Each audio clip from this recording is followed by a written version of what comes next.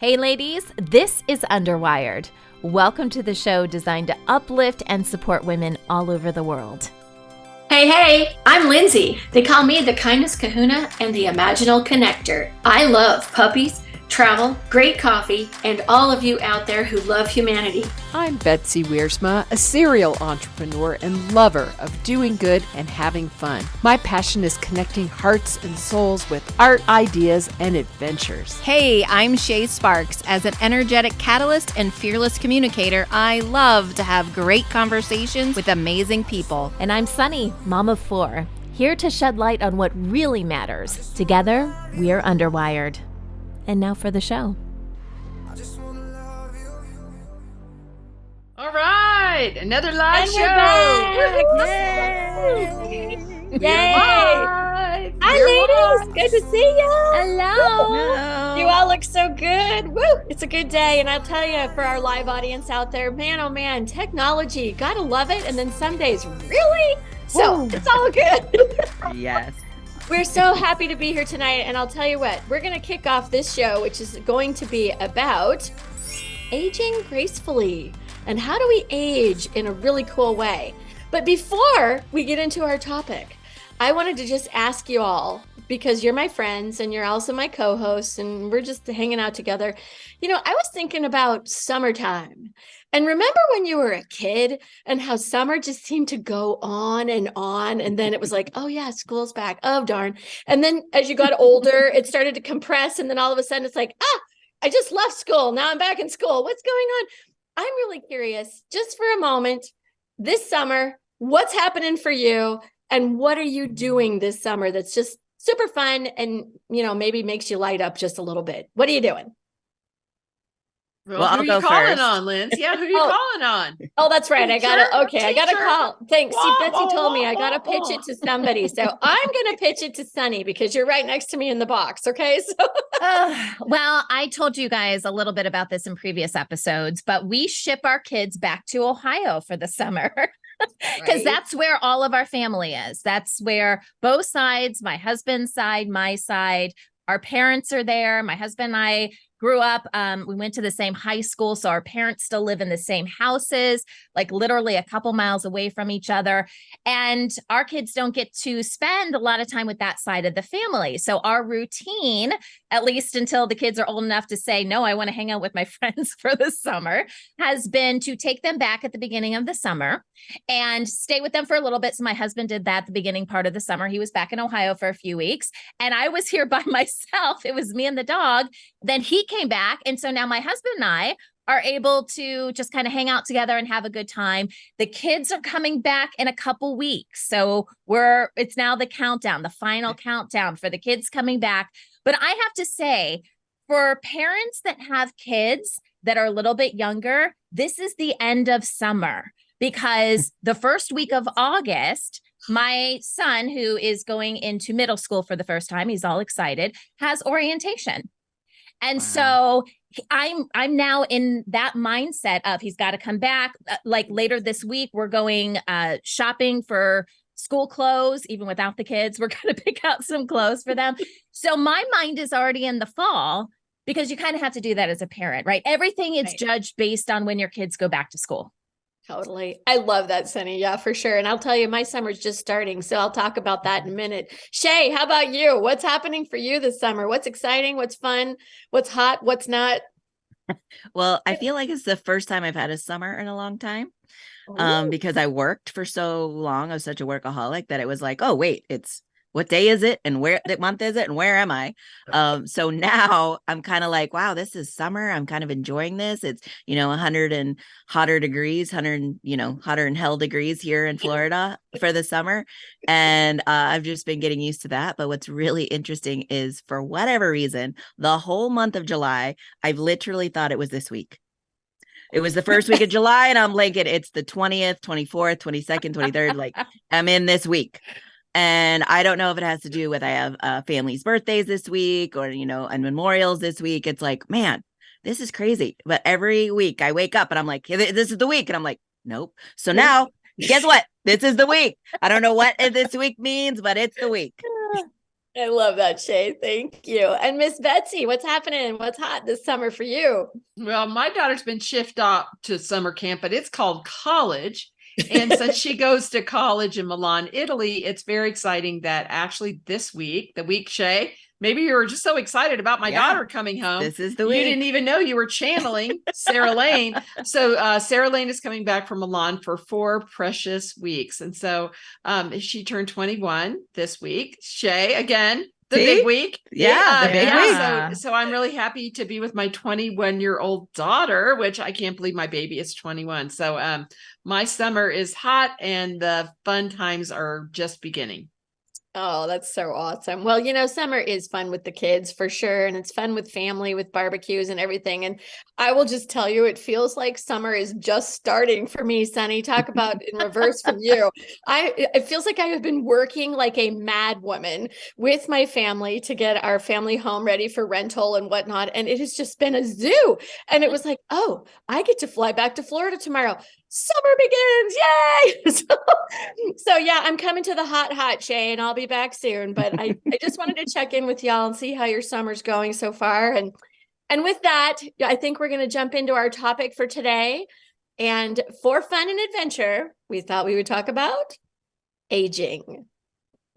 And I don't know if we're going to have a stinger or not. So I'm just going to let that go because of technology. You go. I'm just going on because we just moved through things, there you go. We love our production team. We got it.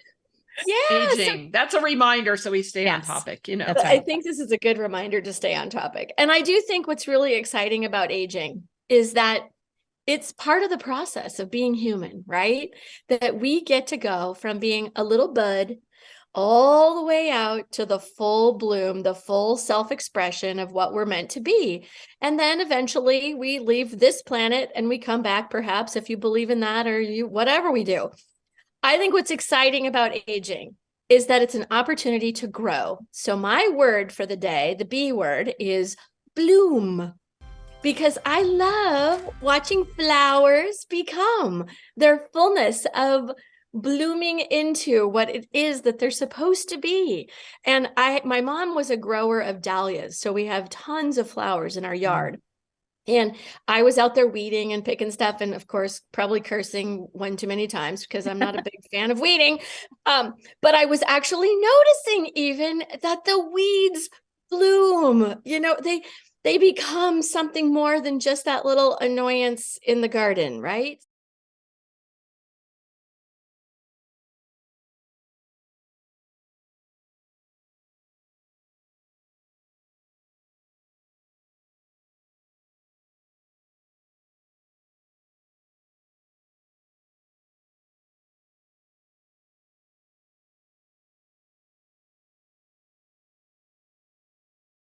Miss Betsy, how are you blooming? Well, first, would you dig up some of those dahlia bulbs before you leave and put them in a baggie? 100%. Send them to me. Oh my gosh, your mom's dahlia bulbs would be my most prized possession on earth. So I digress, everyone else. Let's talk about the important things. My garden. Okay. I really have started an entire new life with art on purpose. Just 5 years ago, August was the first time I took a real art class, an official art class. And as I sit here and kind of reevaluate my brand and my marketing for the holiday season, yes, Christmas in July, it's beginning now. I really have noticed the stretch that it is to just be in a whole new industry. I'm in retail. I'm a small manufacturer. I'm an artist really first. I'm a salesperson, marketing person, creator, manufacturer. All the above. And even today, I was producing my own video series, touring my art studio and talking about my dogs in the art studio. And then I'm going to edit it myself. So this is such a stretch for me. We know how I love technology. Okay, there's a pause right there. And so it's such a stretch for me. So I really feel, though, that I'm smart and I can do it. And it's okay. And so I really am excited because once I get good at editing, that I can help Sunny on some of our segments for the show. And Michael and Sunny would be very happy if I could produce my own little packages. So I really feel that I am who I am at 62 years old. I am owning it. I'm owning imperfection and age and wrinkles and I have to color this hair, or Mike will say I'm not quite pasted enough, but that's another story. Spackled. So I'm really enjoying stepping into myself with all the imperfections God made, and just really connecting with my soul about how to serve, and serving with all you guys is on the top of my stack. I know. You guys. We love you too. You're Betsy. a great part of my 60s. That's what I'm saying.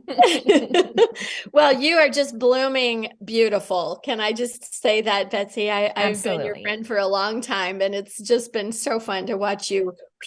You're like a dahlia, and now your flower is this big. It's so cool.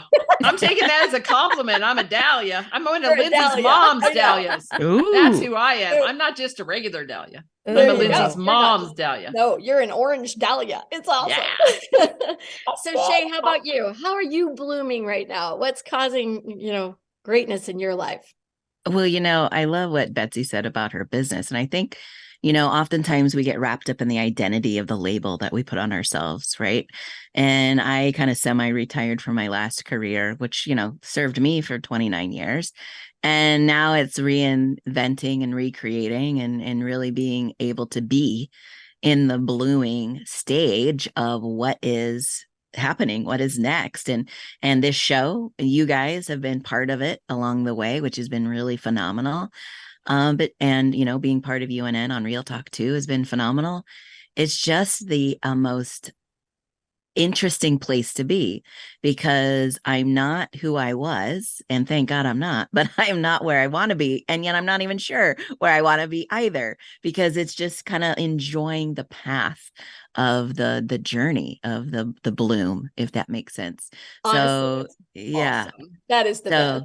It's kind of like I'm that flower that's going, oh, is the sun over here, or is it the over here? Or do I need to go this way, or do I need to go that way? It's kind of that sprouting stems and leaves wherever I go. That's so great. I love that, Shay. You are blooming beautiful as well. I love who you're becoming. And I just met you a couple years ago, but it's like, oh man, we have so much fun together. And you are just so not afraid to become all of what you say you are. So I love that about you. Thank you so much.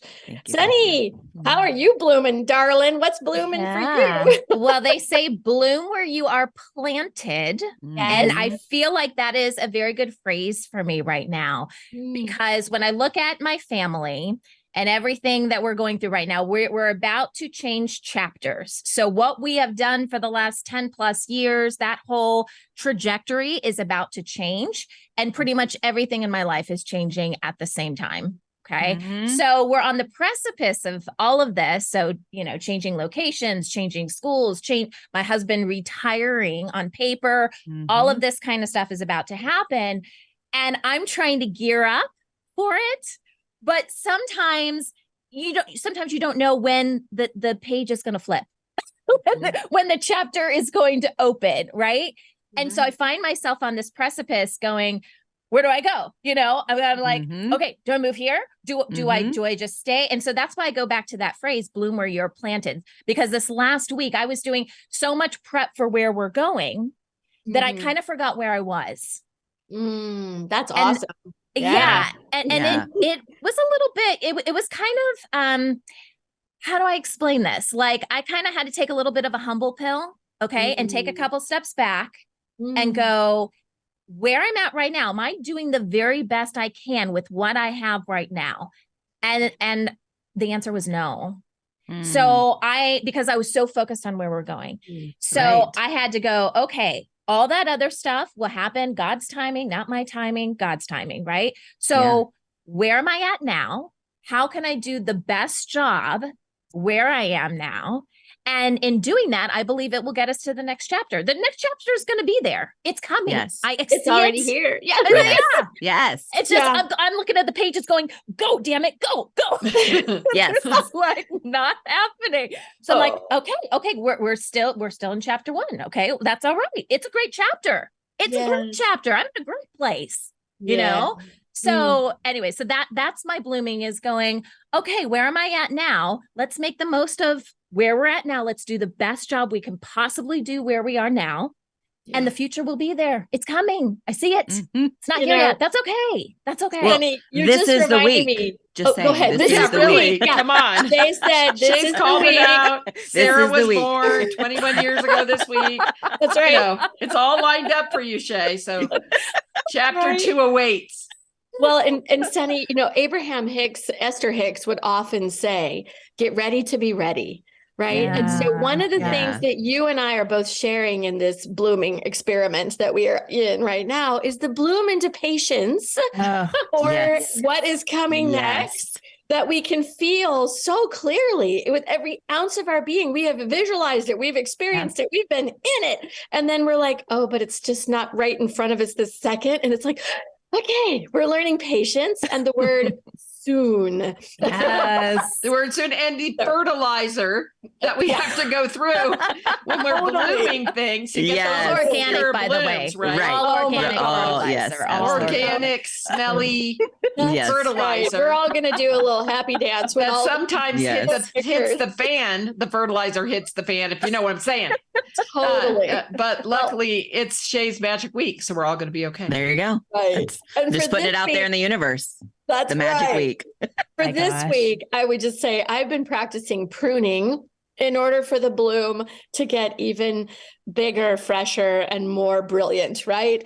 And I have spent the last 3 weeks cleaning and clearing and throwing out stuff and hauling out things. And I will say it has been a remarkably powerful process for allowing that letting go and some of the aspects that occur when you're letting go of 40 years of a family's memorabilia. And I know we're going to talk about some of that later, so I'll get into it later.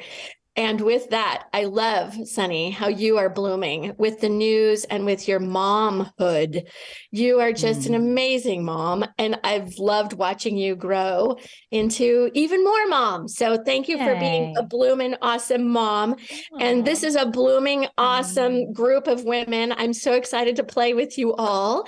And I'm going to pass it over now to the next segment of the show, which is our R word. Go, Sunny. All right. Okay. So I'm in charge of the R word today, guys. And for R, we're going to talk about reminisce. Okay. So first of all, this week I learned how to spell reminisce. I can't spell that. Maybe I should change it to remember because How about it's way too remember? difficult to Okay, because you might ask me to spell it. Okay. Oh, spelling bee. Spelling bee, right? That was never my strong suit. Okay, but we're going to talk about reminisce, and obviously, if you guys, I'm sure everyone's familiar with the word, but there's an actual therapy that is associated with this. Okay, especially for seniors and people that are getting a little bit older, and it's called reminisce therapy. So when I was doing research on this word, I'm like, holy cow! Like we just think about taking a trip down memory lane, which is fantastic too, but you can actually use this as therapy and it can help you in a lot of different ways. Now, this is interesting. So studies show that when you take that trip down memory lane, that you usually recall things that happened to you between the ages of 10 and 30. Usually, those are the first ones that come to mind. Now, if something recently just happened, maybe you would think of that as well. But when you do this kind of life review, which is essentially what it is, and by the way, we're talking about recalling good things. I know sometimes the negative stuff creeps in there, but we're talking about the fun, the interesting things that have happened to you in life, the things that you didn't expect to have happen to you. And according to research, this actually has a really good impact on your overall health. So here's some of the things that it can help improve. It can improve self-esteem. It can reduce unwanted behaviors. So kind of put you back in your place, right?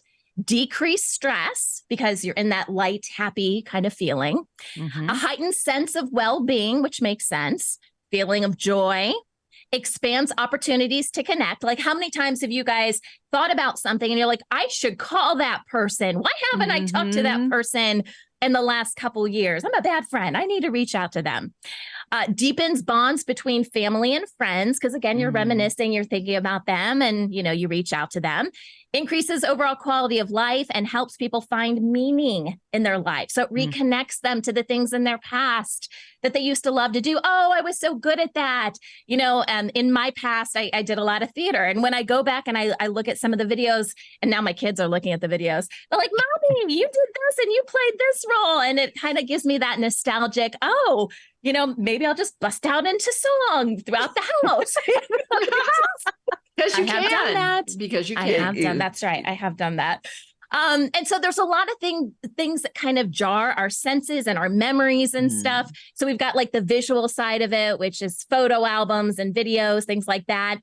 The audio side. So if you hear an old song or, a song that kind of meant something to you. And music therapy, there's a whole thing for music therapy. I know we're going to do an episode in the future about music, but that's a whole separate thing. Yeah. When you taste something, so like, some sort of cooking or something like, or this reminds me of that trip, that we took to such and such country. Tactile, something that you hold. So that could be like a painting, a trophy. You won the game. Look at my trophy. My dad has this huge wall of trophies from when he played baseball in his early 20s. And it will stay there forever because that's how he remembers these kind of things. And then, of course, like the scents. So you think of like, oh, when I smell chocolate chip cookies, like all this stuff, comes to mind. And I think of my grandma and how we made this together. So I wanted to ask you, ladies, when you take that little trip down memory, I cannot say Memory.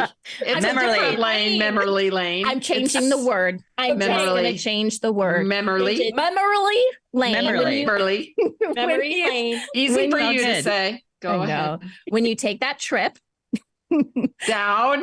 No, I'm not saying it. Into the way back machine. There you go. So going back, what are you pulling from? Like, what really does it for you? Are you a person that has those photo albums? Do you get the photo albums out? How does that work into your life? Lindsay, what do you think? I love that, Sunny. I just spent the last 3 weeks doing most of that. So it's kind of fun to think about what's in a house after one of your parents passes and what's been stored by them for the child, right? So I got to go through boxes, and I'm not joking, 15 boxes, good sized boxes of photographs. There's another like 3 giant bins full of videos that go all the way back to when I was a toddler that are on Super 8 film. Okay, that is dating me, I'm sure. But holy cats, my kids, if you've ever seen Christmas Vacation, with the scene where Chevy Chase is in the attic and he's got the hat on and the scarf and he's watching old films. Yeah. That was me with my kids, just watching, going, look at this. Look, remember? No, they don't remember because I was little. Anyway, super fun. I think memory lane and the way back machine gets stored in so many different ways that sometimes it's interesting to see what other people keep that's about you. So I've kept a lot of things for myself. I made scrapbooks for my kids, and I've taken pictures beyond words for all my children because they lived in a digital age. So it's pretty easy to store them on, digital formatting. But for my lifetime, what my mom stored of my childhood, we'll call it, was so fun to see. The paper that we wrote on where we had to practice our letters. And I somehow wrote her a note. Dear Mom, I love you. Lindsay, it was so sweet and endearing to see what gets saved. So I love this question. And I can tell you that I've just gone through, an entire attic's worth of stuff that was fascinating to experience my own childhood from age 0 to now 50. It's wonderful. Now, how did that make you feel, Lindsay, when you were going through all that? Interesting. All kinds of emotions. I went like this. I was going to show you. This was like my emoji land overwhelm. Like I had all the feels. It's like, oh yeah, I remember that time. That was not so fun. And then, oh, that was really great. And then it was, oh, that was so sad when this happened. So all of these things happen in our lifetime. And I don't know. I think what's fun for me is the experiential aspect of looking at that memory, but knowing that it's the now that is really what is most important. Those memories are fun to tap into and to see them as kind of a book or a movie that was about you, but it's the now. The now is really where it's at. And it made me feel like I've come a long way, baby. And there's so much more to have experiences with in this lifetime. So That's beautiful. pretty cool. Betsy, what about you? Well, I have to share, but first I have to comment on Lindsay's entire situation with going through the boxes, because I recently cleaned out my dad's home and my mom had passed 4 years ago, and I found the box of Betsy. And in the box of Betsy, it's funny. I was looking through the cabinet. Yeah, because I was like, I think there's a file about me. And my sisters are like, whatever. And then I went to the garage. It was the box of Betsy. And it was every single file, just said Betsy. It didn't have a date, but it was every postcard I sent them from every speech around the world and every press release. And my first husband, and when he had a heart transplant, and we were in the newspaper and all these things. And so literally I sat with it and I photographed a little bit of it. And I'm going to write a little bit of blog about seeing your life in a box, because it made me really realize how important it was that I shared my adventures and was grateful to my parents. And I got to say, in the box of Betsy, when I turned 50, I wrote them a gratitude letter. And it was this huge thing about everything that I thought, and my gratitude for me turning out to be me because of them and their hardships that they did for me. So I'm just going to say I was a great kid. What can I say? I was a great kid. I did a lot of good things for those people. But the way I remember things, not mentioned in all your research, Sunny, is I buy the t-shirt because I like to wear art, be happy, shameless plug. So I like the t-shirt. So when I climbed the Sydney Harbor Bridge, which was one of my top 10 things I've ever done in my life, I got a t-shirt that I climbed the Sydney Harbor Bridge. And when I was in Iceland, and I got a t-shirt that was written in the local language about, the degrees and the cold up there and where the longitude and latitude was when we were whale watching in Iceland. And I buy Chosen t-shirts. From our big adventure last week, I had to go to the Chosen store and buy, of course, 5-2 t-shirts to match Dallas. So I would have a new Chosen t-shirt. So I love to get t-shirts. And the thing I love about remembering things with wearing them is because then it's a great conversation starter, because somebody will be like, what language is that shirt in? And I'll be like, oh, well, it's in Norwegian. And, I was over there doing this and that. We had so much fun. So I love wear art, be happy, and I'm a t-shirt rememberer. Ooh, I like that. I like that. When I live on memories. memory lane, when I'm down memory lane. Yeah. That's right. All right, Shay, what do you think? Well, I love this conversation, and I'm going to make it simple and quick and way to go. We're really quick to go. I collect magnets actually on places I've been, but now that I live with family, again, it's really great to just talk about the memories a lot. And one of my best friends from 4th grade, she will message me and be like, oh my God, remember when we did this? Like out of the blue. And she's like, I'm just sharing our story with my daughter and all the fun we used to do. So I am so thankful that even though my parents are gone, most of the last probably 10 years, I would say, with them, is we did a lot of that. Well, remember when we took this trip, or remember when we went to this place, or, did something like that. I didn't know I was going to lose them, at some point. I mean, we all know we're going to lose them at some point, but not that soon. I thought I had them longer. So especially after they were diagnosed, I was able to really have those conversations. And my brother and I, we have those conversations often. So yeah, I'm really happy that I get to have that. So my memory lane, not to be confused with mammary lane, is and this is Underwired. So I mean, have to work that joke in there. And I had to put it in there because I was thinking it was coming. But yeah, it's important, I think, to talk to them now while they're still living. Yeah, absolutely. Well, real quick, before we wrap up this segment, I did have a little bit of show and tell for you guys. So Lindsay, speaking of your family saving stuff for you. So it's kind of hard to see, but this is my baby book. Aww. My mother. And it's so weird because not just for babies. This goes up until like I've got grandchildren and stuff. It's a really kind of weird book. Wow. But my mom did a fantastic job of saving stuff for me. I've contributed to this as well. So stuff about my kids and everything is in here. So this has been a really big deal. And then I think Mike has a picture I just want to show you guys really quick. So this is in my house. And this is just, like a cabinet or whatever. You see the 4 little slots. Each kid gets a slot. So I've got 4 kids, and in there, there's a box for mementos. There's also folders. So if they get any awards and stuff like that, but each kid gets a slot.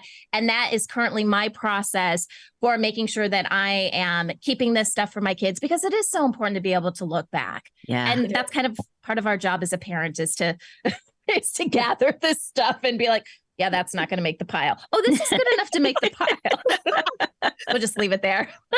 Oh my gosh, Sunny, I love that. Just a little sidebar. I found a little button, you know, those pins, the button pins and my son made it. And when he was in German class in 7th grade, and it said these words on it that I interpreted as "I'm too sexy for my shirt."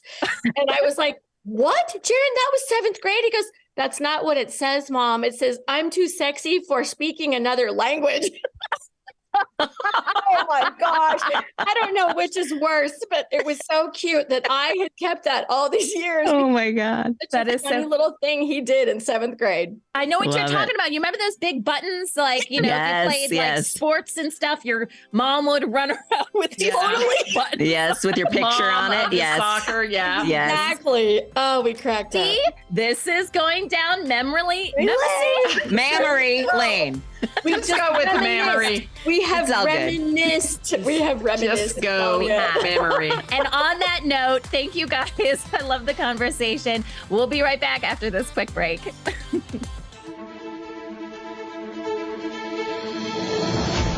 Hello and welcome to United Network News. I'm Sunny Galt. Now let's check in with our ground command, Kimberly Gogan, from the Office of the Guardian. And she has her whiteboard. Hi, Kim.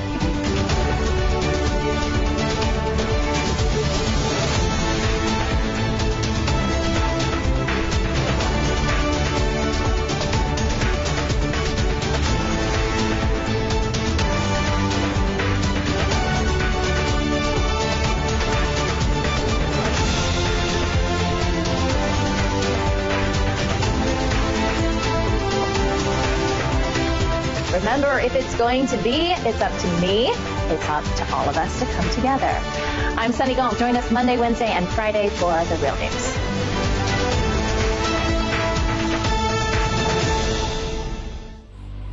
Welcome back to Underwired Live. Thank you for joining us, and on Telegram, so feel free to write in your comments. We will be reading them on air here in a minute, and we are just having so much fun talking about aging. And I have the extreme pleasure of having the A word. And for me, the A word means being an advocate. And I recently just had an incident with my brother that I am roommate with, where I got a text and phone calls in the middle of the night, and my phone is on silent all the time.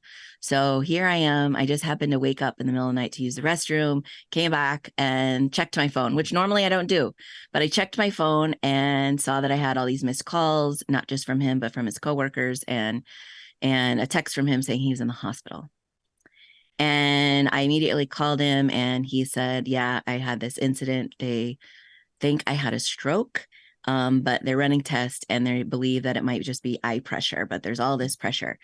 And I said, yeah, do you need me to come get you? And he said, absolutely. And I was like, okay, great. So I'm 2 hours away.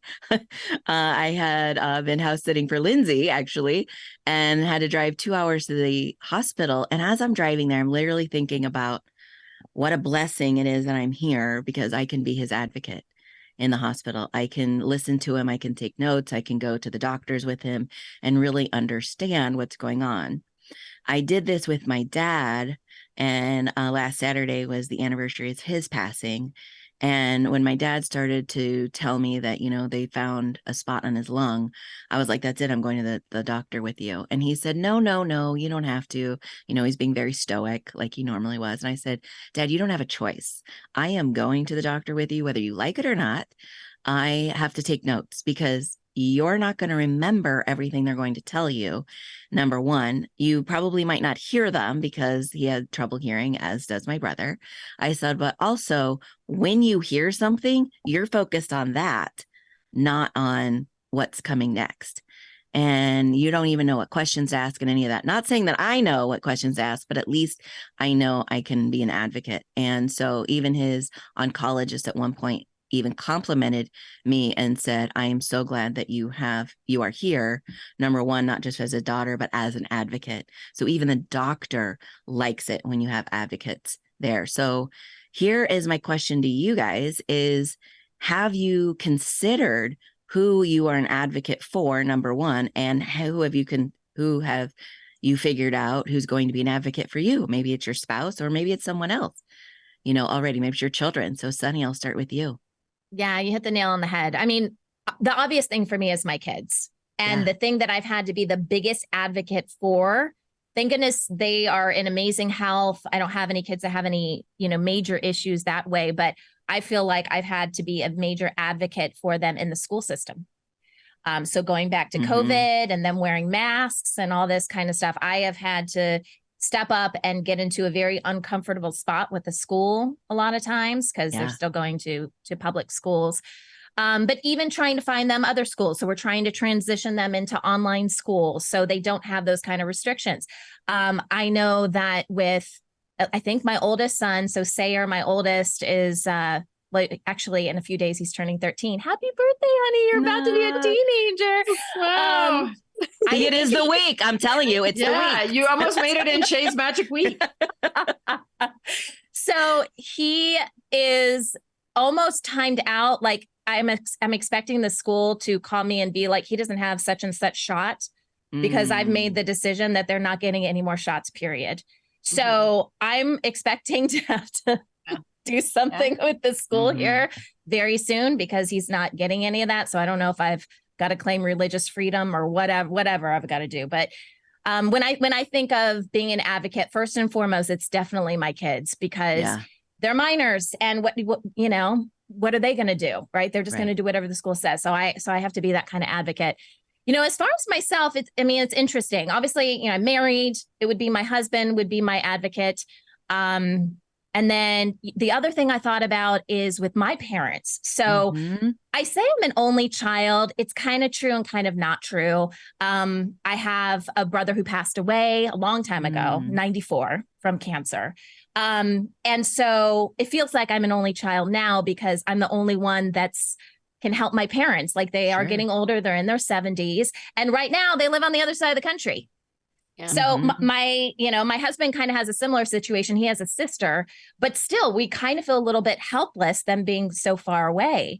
And so we've kind of had some, conversations about that. And whenever someone has a health scare, we've had a couple health scares in the last couple of years, I have felt completely helpless. Now they're kind of each other's advocate, but at the same time, I'm the, only, child right now to help with that. And I feel a little, it's an area that needs to be improved. Let's put it that way. Cause I don't feel like I have a lot of control over it.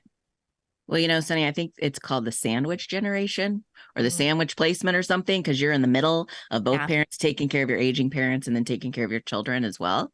Right. So, you have to be an advocate for both, even if it's long distance.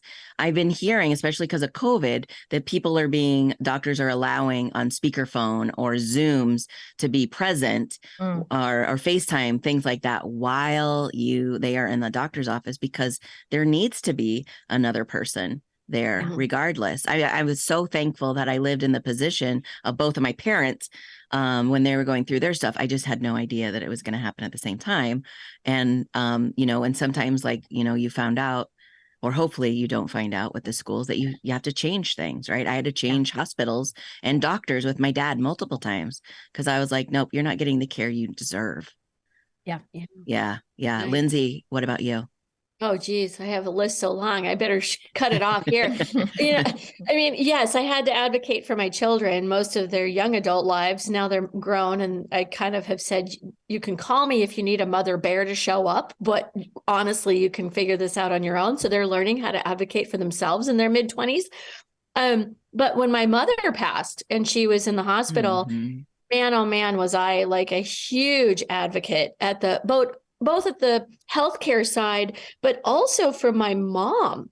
Right. advocating for her will to live, advocating Mhm. for her desire to want to carry forward. That was a very interesting time in my own life, was having to be stronger than her, which seemed nearly impossible in my pea brain at the time.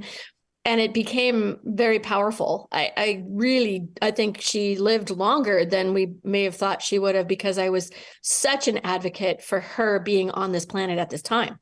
So that was pretty cool. And then I think about, I'm single. I think about who would advocate for me, and I'm kind of going, yeah, there's Betsy and Shay and Sunny. I got them. Okay, good. Florida, Lindsay. I moved to Florida. So that's a pretty good Betsy sign. moved to Florida. Shay lives down the street. Sunny's coming closer, but I'll probably be in California and I'll need her anyway.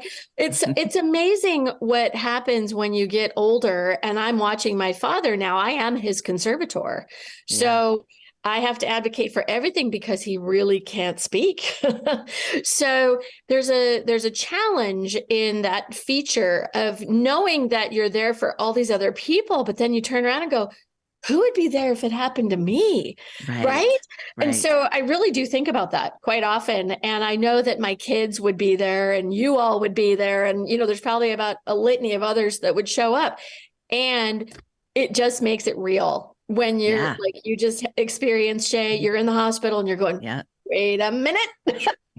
So I thought I would share that. Well, you're so right. If for single people, who is their advocate, right? Or who is their guardian of, power of attorney, type of thing. And for me, that is one of the main reasons I moved to Florida, because my brother and I were both emergency contacts for each other and lived half a country apart. So it was like, okay, we got to figure this out. So I got to move here. So yeah, Betsy, what about you? Well, I'm going to go back on the Sunny channel, but before I talk about advocating for my daughter, I want to do a shout out to my sisters, Nancy and Debbie, because in the last 6 months with my dad's failing health, they were on it. They were at every doctor's appointment. They had logs, they had notes, they made a Google Doc, and they had to cross-check, because every time he'd go to the ER, the whole new set of meds would be prescribed by a whole new doctor that never, ever had his history. And so one day there were 30 meds lined up in my dad's bathroom. And we started going, wait, this is not right. Something is wrong here. No one's talking the left and the right hand. The blood pressure people aren't talking to the gastro people, aren't talking to the other people. So my sisters really were superheroes. So I want to shout out to them publicly. But Sunny, like your kids, Sarah was a very interesting kid and not a normal learner. So the world diagnosed her with ADHD. I think God made her absolutely perfect, but she just had no attention span for boring education and people that didn't really engage the kids and keep them active and really moving and having fun while they were learning. And so very soon she kept checking in and out and staying in the bathroom or not going to the bathroom and all these things. So we had to have an entire committee, and it's called a 504 here in the US, which is an education plan. And then I spent from junior high advocating to get her something called an IEP, an individual education plan. And sophomore year high school, finally, I had all the literature, I paid all the money, all the tests to prove she got it. And she was only in that school a couple more months before she said, Mom, I can't do it. I'm going on a boat school to finish high school. And as you guys know, my daughter went to high school sailing a tall ship out of Norway, where she was part of the crew. And that rigor, up at 5 o'clock, 30-second showers, 72 teenagers cooking their own food, swabbing the deck, learning about these countries, that vigor and that whole structure really was the place Sarah Lane fit in and got to learn in her way. So all the teachers told me I was crazy. She's twice exceptional, too smart to get help, but she can't test. She has low memory. And she's got to have to figure out a way in this world. So I will always be her advocate. But as you are doing, Lindsay, I got to pass that baton now that she's 21 in a special week, the week of Shay. She is 21 and she's going to have to start, she's on the ground. She's going to have to advocate for herself. So thank you for asking. What a good question. Well, I just love that you were an advocate, because I've had friends who they had to advocate for their children on getting those 504 and the IEPs. It's so important to do that as children. I mean, as a parent, to do that for their children. And I'm just going to read this comment from our Telegram group. God, now I can't talk, Sunny. Thanks for passing that along to me. It's contagious. It is, but it's not down mammary gland. Lane. See, now I'm saying Okay, it wrong, now you're right? in your mammary glands. Go ahead, Shay. Oh gosh. So we got to give a shout out to Tanis. She says, I feel like I'm an advocate for earth and animals. I don't have children, only fur babies. Honey, I hear you. Me too. So yes, we have to be advocates for those and as well. And we have Rashika. So sorry if I pronounced that wrong. I have my niece to advocate for me. I am so glad. Becky, I'm ready to move to Florida. Come on down, Becky. We will gladly open arms for you. And with that note, I'm going to throw it over to Betsy for our Out of Box series. Okay, outside the box. So outside the box, for those of you who are new, it's just an interesting interview, a different angle, something important to bring to the show. And we are doing a show about aging. And to honor my dad, my family and I got together and decided that my sister Nancy would interview him about his life story. And he got excited. He's like, I'm writing a memoir. Just like all those fancy people on TV, he had his memoir. And I literally have the 35 pages of handwritten front and back, every note that he prepared for his interviews with my sister. And this created such a fabulous, fabulous time for the two of them because she took time out of her busy schedule. She's 60 years old and sat with my dad for hours of him just telling the stories of growing up in like rural Massachusetts and being the first in the family to get away from the religion and escaping and meeting my mom and all kinds of things. And so I am going to contribute putting the actual book together. But when I was home at Easter, I thought, Dad, you know what? I'd like to do a little interview with you for the family history. Are you up for that? So we have a very special Outside the Box today. Let's meet Cliff Wiersma. One of the guys that had a car, he was going to drive to Rhode Island. See, we were close to the Rhode Island border, and so he decided he wanted to go to Rhode Island at his favorite club where he knew the Uxbridge girls hung out. So I said, sure, I went along. And this was a tavern, you'd call it. It had a jukebox, but you can drink legally in Rhode Island. So we're sitting there, and the other guys had girlfriends from the Uxbridge girls. And so, somebody got some music going, and everybody, took off with their girlfriend, I guess, on the dance floor. And I saw Mom sitting there by herself, and I'm by myself. I was a very poor dancer. I used to think I had natural rhythm, but my dreams. So anyway, I asked Mom to dance, and the whole dance, I never stepped on her toes. That was extraordinary for me. That was awesome. Yeah. That's good. So I asked her for a second dance, and she said, yeah. And again, no injury. No injury. To her toes. Good. So that's how it all began. It's just one of those things that happen, just pure luck. Yeah, well, more than luck. Awesome. Yeah. Awesome. So if you want to say some things for your grandkids and your great-grandkids, what would you tell them? What did you learn in life that you would tell your kids and your great-grandkids? I would say, number one, get an education. Get through college if you have the opportunity, and work hard. Find a good woman and be faithful to her, and you can have a great life. Awesome. Well, you're an awesome dad, and we appreciate you. Thank you for being a video star to add to your book, and thank you for all your memories and you and Mom and your great upbringing and all the opportunities you've given us and the good you've put in us that we've given to our kids and their kids and the kids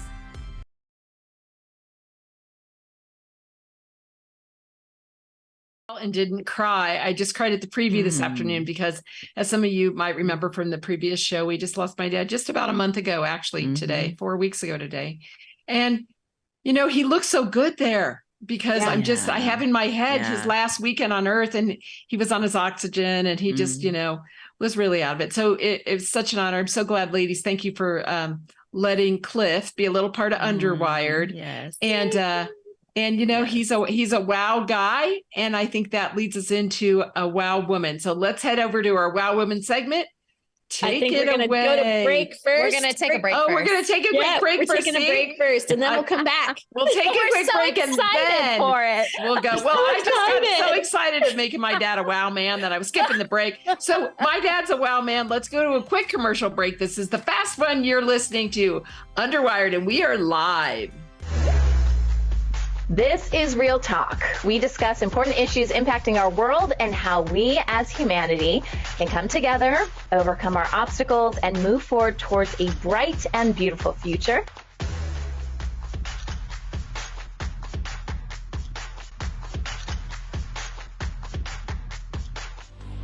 I think we're back. We're just so eager to jump into the next segment because we know we're running out of time. And so, with that said, I'm going to give a very brief introduction to our wow woman. Joanna Carmichael is a very good friend of mine who lives in Philadelphia, Pennsylvania. And talk about aging gracefully. This woman has got it nailed. And without having to give her much of an introduction because it is in the video, I'm just going to go ahead and send it on out. And then we're going to talk a little bit about graceful aging. Hey, everybody. I'm here with my dear friend, Joanna Carmichael, who has a fabulous business called Pharma to Dharma. And I want you to meet Joanna because we were sitting here talking with our coffee this morning about what does it mean to age gracefully? I know. So, Joanna, I just want you to know, I do think you're an incredible woman of wonder, and you always have been in my life. And we both know that the secrets to aging gracefully come from the inside out. And we're going to talk about that today.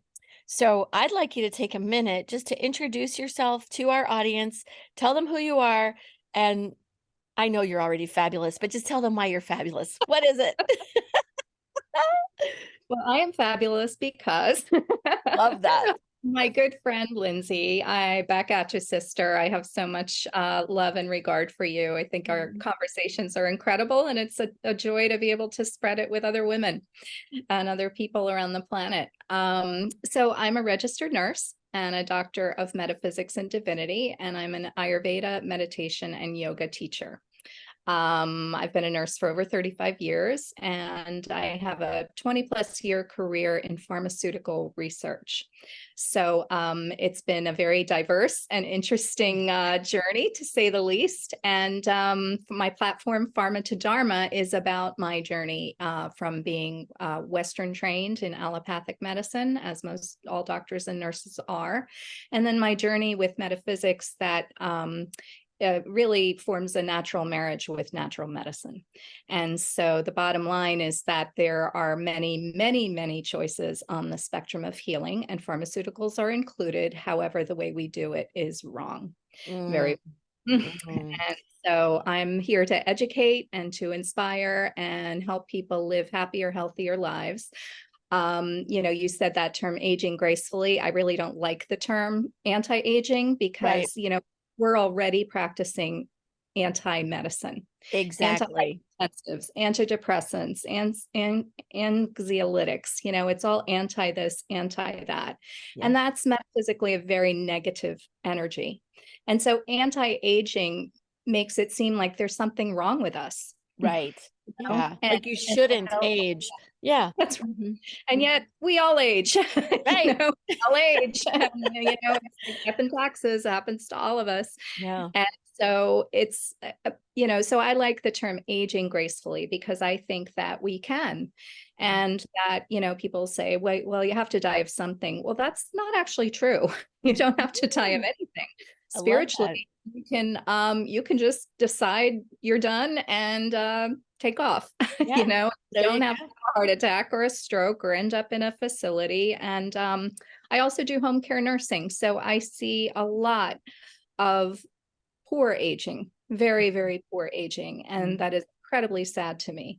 I go into nursing homes and facilities and dementia units and things like that. And now more than ever, I am passionate about us not having to do that or be there. I want to die on a tennis court personally. Right. I always know. say that too. I want to die playing pickleball. If that's going to happen, that just take me now. This is it. Oh, They're happy and healthy, and when I'm ready and when my soul is ready and I've fulfilled my mission here on this planet. I love that. So, when you think about aging gracefully, and, I've been thinking about it a lot. I'm in my 50s now, and I'm starting to show signs of wear and tear on my physical body.